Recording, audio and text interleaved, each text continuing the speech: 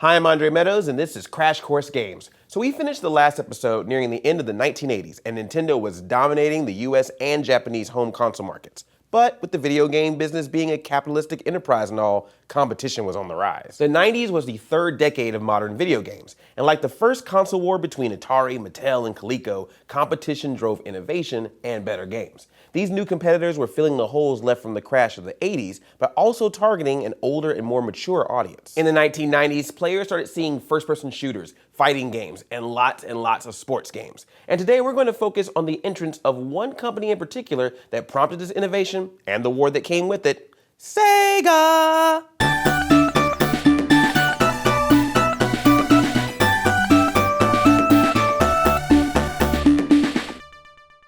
So the Sega Corporation of Japan had entered the North American home console market in 1986 with its Sega Master System, which desperately wanted to compete with the NES, but never managed to capture much market share. But before we get ahead of ourselves, I want to take a second here to talk about Sega. Sega sounds like a quintessential Japanese company, but actually it was founded in the United States by Americans. The company moved to Tokyo after World War II and focused on operating slot machines and coin-operated games on US military bases. At that time, the company was called Service Games, which would eventually be shortened and combined to form Sega. Sega transitioned into video games in the 1970s and survived the whole boom and bust that we already talked about. And by the time Sega released its Master System, the company had been acquired by a Japanese conglomerate. Okay, back to the Master System. The Sega Master System failed to really compete with the NES in the United States, even though the hardware was technically superior. This was mostly attributed to Sega's poor marketing, but also because of Nintendo's licensing practices, which we talked about last episode, which limited the number of third-party developers that Sega could work with. But then, in 1989, Sega released its Genesis console, which was much more competitive. To paraphrase Yoda, "Begun the second console wars had."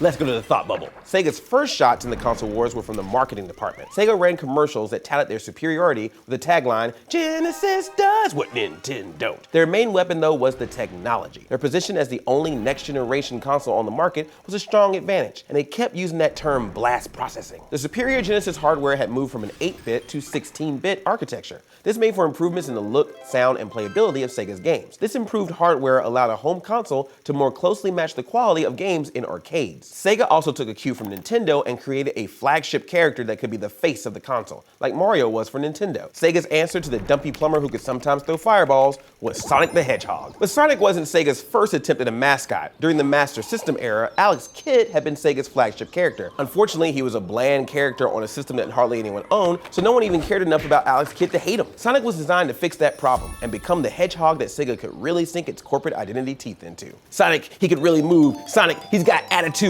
Sonic, he's the fastest thing alive. Sonic was meant to appeal to an older crowd than Mario in the NES, and it kind of worked. The Genesis also differentiated itself with the quality of its sports games. They partnered with American athletes to make games like Joe Montana football and Mario Lemieux hockey, and licensed real teams and their players into these games. Sega succeeded. It differentiated itself from Nintendo and was growing in market share. But then, in 1991, Nintendo introduced its own 16-bit console in North America, the Super Nintendo Entertainment System, or Super NES. Thanks, Thought Bubble. So the Super NES launched with the universally acclaimed Super Mario World and the technologically impressive racing game F-Zero. But the Genesis software library had a 2-year head start. Many games for the Genesis were already on the market, and the Genesis continued to lead during the Super Nintendo's first year. But Nintendo fell back on their tried and true strategy of producing high-quality games. The company created hit after massive hit for the new console. Nintendo games like Super Mario Kart, Star Fox, and The Legend of Zelda: A Link to the Past all sold millions of copies. Third-party developers also delivered hits like Chrono Trigger, Mega Man X, the Final Fantasy series, and a port of the immensely popular arcade hit Street Fighter II. We'll talk more about that later. And Nintendo also introduced another successful console around this time, the Game Boy, which would go on to be one of the most successful handhelds of all time. Even though the Game Boy was handheld, it had similar capabilities to an 8-bit console. It only displayed 4 shades of gray though. Some people even said it was green, and it required a ton of AA batteries. But it was portable, and it was bundled with the hit game Tetris. When the Game Boy released in Japan, it sold out of its initial 300,000 run in 2 weeks. This early success in handheld gaming would lead Nintendo to dominate the sector of the gaming industry for decades. So the second console war was long and difficult, but there were some upsides. Number 1, nobody died. Number 2, all of this was pretty great for people who like to play video games. The console war was capitalism at its best. Competition drove rapid innovation and improvements in video game hardware and software. But the console war wasn't the only fight going on in the early 90s. There was also the bitterly fought battle between M. Bison and Ryu. Fighting games were huge at this time, and Street Fighter II, which was released in arcades in 1991, revolutionized the format. Now, fighting games have been around since the early days of video games, but the genre was mostly made up of platforming beat-em-up titles like Double Dragon. The original Street Fighter pitted players against each other in head-to-head combat, and it had a moderate success in Japan and America. Street Fighter II, though, that was a game changer. There were character backstories, you got to know all their blood types. Hey, you may want to donate blood to Guile one day, you don't know. But the real star of the show was the gameplay. The new 16-bit technology and its advanced controls were hyper-responsive and gave players the ability to execute a huge number of moves. Street Fighter II invented the combo mechanic and created the deep human pleasure of a well-timed Shoryuken or a Hadouken or whatever that thing that E. Honda does when he just does this. But nothing breeds competition like success, so in 1992, Midway released Mortal Kombat to compete with Street Fighter II.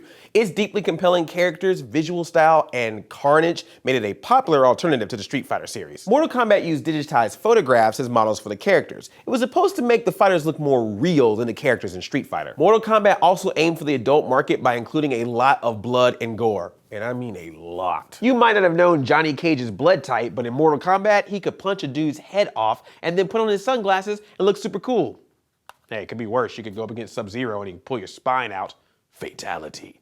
Excellent. Let's play some Mortal Kombat! Level up. So when the game came out on Super Nintendo and Sega Genesis, it was interesting because on the Super Nintendo version, they didn't have any blood at all. They actually made the blood splats clear so it looked like sweat.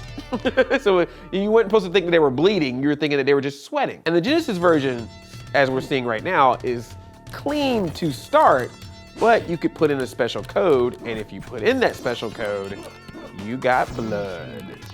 I think we're gonna do that right now. Okay, here you go. On this screen, you go A, B, A, C, A, B, B. You see it? See it change color? That means we got blood. So all the game's graphic violence, the blood, the fatalities, that's what led a lot of parents and legislators to be upset specifically about Mortal Kombat. It was games like this that led to the Electronic Software Ratings Board, or ESRB. Ooh, that right there is why we now have ratings on our video games. See, and that's why I could only play the Super Nintendo version of Mortal Kombat in my home and why some of my friends got the Genesis version. Now let's talk about the ESRB for a second. The ESRB, much like the MPAA, is a self-regulating organization that assigns age and content ratings to computer and video games. And just like the MPAA, it has become the standard of the industry. And we're not here to talk about if this is a good thing or a bad thing, but rather the fact that in 1994, it was even a thing. The ESRB's need for a rating scale showed that games were not only containing more mature content, but that they were also gaining a much wider audience. People who weren't playing video games even knew about video games and what were in them. Like movies, comic books, music before it, games were going mainstream and people noticed. Speaking of more mature games, Doom was released on the PC in 1993. Once again, players and non-players reacted very differently. The game's violence and evil imagery caused a media uproar. For example, on CBS's 60 Minutes, a former Army colonel called the game a mass murder simulator and tried to connect the game directly to the 1999 school shootings in Columbine, Colorado. So Doom was controversial, but no one disputes that it was also hugely influential in the world of video game design. It was a major improvement on the first-person shooter, and its wide popularity brought a lot of gamers to the genre. The game was praised for its level design and its overall gameplay, but it innovated in a number of important ways. Doom was an early example of the use of 3D elements in video games. Sure, some people say the game wasn't purely 3D and had some 2D elements, but the experience of running through 3D rendered hallways was new and deeply appealing to players. Doom was also one of the first games to successfully make use of network play. Players could compete over the internet. The extremely popular online arena matches were called death matches, now a standard term in the online FPS world. The other big innovation in Doom was the modification system. Players could edit or mod the levels that came with the game, or they could create levels from scratch. This was a very popular feature, and it shaped the video game industry for years to come. Many game designers had their first taste of creating games while making levels for Doom. Wow, game modification, online play, fighting games, 16-bit consoles, portable systems, super fast hedgehogs. The 90s saw a number of huge leaps forward for the video game industry, and we've only talked about the first half of the decade. Next week, we'll see the entry of a major new player to the console market, the adoption of CD-ROM technology, and the rapid evolution of 3D gaming that will play out on the next generation of consoles. And there's another war, another console war. Thanks for watching. We'll see you next week. Say bye, Sonic.